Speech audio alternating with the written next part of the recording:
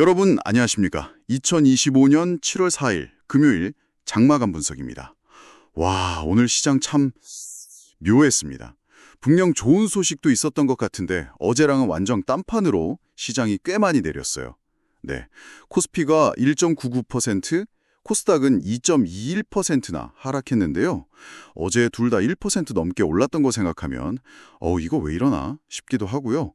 왜 이런 흐름이 나왔는지, 또 이런 하락 속에서도 새롭게 주목받는 쪽은 어디인지 오늘 좀 자세히 들여다보겠습니다. 특히 오늘은 중국 관련 기업들이 막 강세를 보였고, 또 정부에서 저출산 대책 발표하면서 이른바 엔젤 산업 관련주들이 움직였어요. 반면에 어제 강했던 일부 테마들, 그리고 조선주, 증권주는 좀 힘이 빠졌고요. 이 변화 한번 짚어보죠. 네, 시작하기 전에 저희가 오늘 드리는 분석은 2025년 7월 4일 마감 시황 자료를 바탕으로 하고 있고요. 저희의 주관적인 해석이 좀 들어갈 수 있다는 점은 미리 말씀드립니다.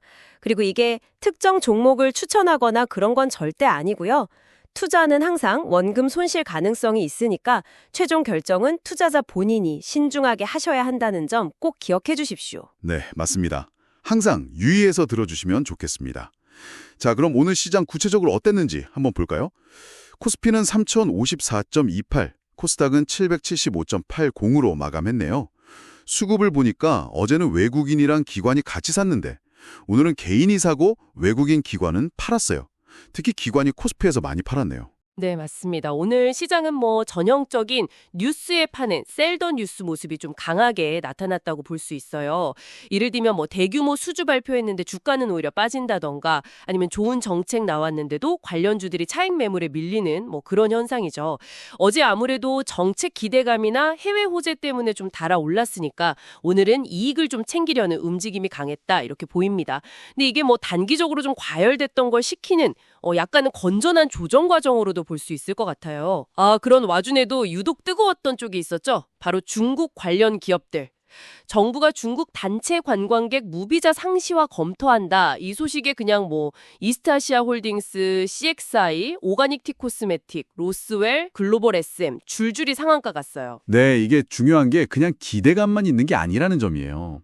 로스웰 같은 경우는 실제 실적이 매출이 40%, 영업이익이 34% 넘게 늘었거든요. 이스트아시아 홀딩스도 실적이 괜찮고요. 어제 탈플라스틱이나 철강 테마가 정책에 바로 반응했다면 이 중국 기업 테마는 실적 개선이 확인되면서 기대감이 더해진 거라 이건 좀 더 지켜볼 필요가 있습니다.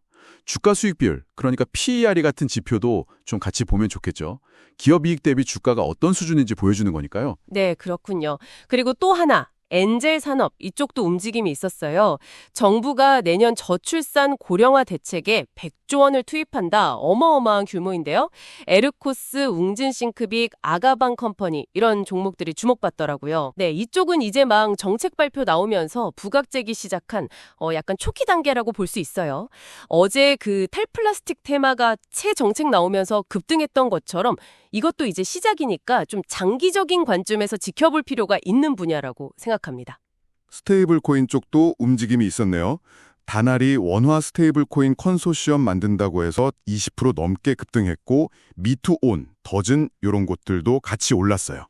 스테이블 코인이라는 게 달러나 원화 같은 법정 화폐 가치에 연동되는 암호화폐죠. 맞습니다. 특히 더진 같은 경우는 자기 자본 이익률 ROE라고 하죠. 이게 높고 성장성도 있어서 좀 긍정적으로 볼 여지는 있습니다. ROE는 자기 자본으로 얼마나 이익을 잘 내는지를 보는 지표고요. 다만 다날은 아직 실적이 좀 뒷받침되지 않는 상태에서 테마로 오른 경향이 있어서 이건 조금 주의가 필요해 보입니다. 자, 그럼 반대로 오늘 좀 힘들었던 쪽도 봐야겠죠. 특히 조선주들 타격이 상당했습니다. HD 현대미포가 6% 넘게 빠지고, 관련 ETN, 상장지수 증권이죠. 이건 10% 이상 급락했어요. 지난 6월 전 세계 선박 발주량이 작년보다 81%나 줄었다는 소식이 이게 치명적이었네요. CGT, 그 표준화물선 환산 톤수 기준으로 봐도 많이 줄었고요. 네, 상반기 누적으로 봐도 수주가 절반 이상 줄었고 우리나라도 33% 감소했어요. 거기다 미국 트럼프 행정부의 조선산업 지원 정책 관련해서 뭐 국가안보회의, NSC 담당 인력이 줄었다 이런 소식까지 나오면서 좀 분위기가 안 좋아서 이게 단기 이슈라기보다는 좀 구조적인 어려움일 가능성이 있어 보여요. 증권주도 오늘 영 힘을 못 썼어요. 미래에셋증권이 10% 넘게 하락했고 전반적으로 좀 부진했는데 국내 증시가 약했던 것도 있고 다음 주 미국 관세 유예 종료 앞둔 불확실성, 트럼프 대통령 발언도 있었고요. 네, 그런 부담들이 작용한 것 같습니다. 그 외에 오늘 새로 상장한 UNAI가 무려 150% 넘게 급등하면서 눈길을 끌었고요. 강원에너지는 오늘 소형 모듈 원자로 SMR 시장 진출 기대감으로 25% 이상 급등했습니다. SMR은 그 기존 원전보다 작고 안전한 차세대 원전 기술이죠. 또 어제 이엔셀 계약 공시 관련해서 아데노 관련 바이러스, AAV 얘기도 나왔었는데 이건 유전자 치료제 만들 때 쓰는 핵심 전달 기술이고요. 와, 오늘 정말 여러 일이 있었네요. 자, 그럼 이런 시장 상황 속에서 투자 관점은 어떻게 잡아야 할까요? 네, 오늘 장을 보면서 몇 가지 좀 정리를 해보면요. 우선 긍정적으로 볼 만한 부분은 역시 중국 테마 안에서도 로스웰처럼 실적이 실제로 좋아지는 종목들, 그리고 엔젤 산업처럼 장기적인 정책 수혜가 기대되는 분야, 또 스테이블 코인 중에서도 더즌처럼 기술력과 실적, 아까 말씀드린 ROE 같은 게 좋은 기업들은 좀 계속 관심을 가져볼 만하다는 거고요. 그리고 오늘 조정을 받았지만 한국가스공사처럼 PER이 낮고 요금 인상 기대감이 있거나 미래에셋 증권처럼 이익이 늘고 있는 종목들은 오히려 조정 시에 좀 기회를 볼 수도 있겠죠. 반면에 좀 주의해야 할 점도 명확합니다.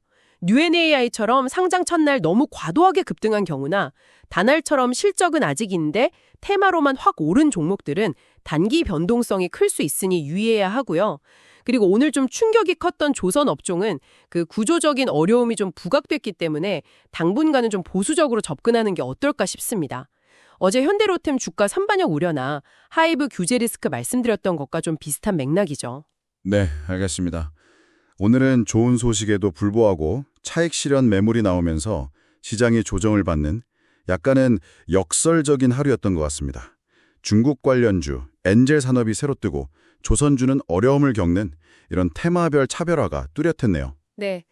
다음 주에는 또 삼성전자 잠정 실적 발표도 있고 옵션 만기일도 있죠.